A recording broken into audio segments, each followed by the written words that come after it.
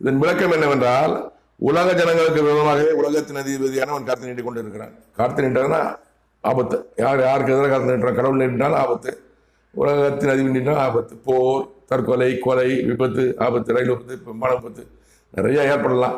அதான் அறிகுறியாக தான் கடவுள் சொல்றாரு, உலக ஜனங்கள் விரோதமாக உலகத்தின் அதிபதியான அவன் கருத்து நீட்டிக் கொண்டிருக்கிறான். அவன் அதிகாரம் அவனுக்கு முடிவுக்கு வருகிறது. அவன் அதிகாரம் அவனுக்கு முடிவுக்கு வருகிறது. அவன் அதிகாரம் அவனுக்கு முடிவுக்கு வருகிறது.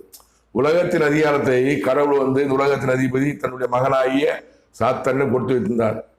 நீ ஆட்சி செஞ்சுக்கோ பொண்ணு. எவ்வளோ இஷ்டத்துக்கு இந்த நாட்டில் அக்கிரம அநியாயங்கள், கற்பழிப்பு, கொலை, லாக்அப், மரணம், லஞ்சம் வாங்குறது, கொள்ளை அடிக்கிறது எல்லாம் நடக்குது.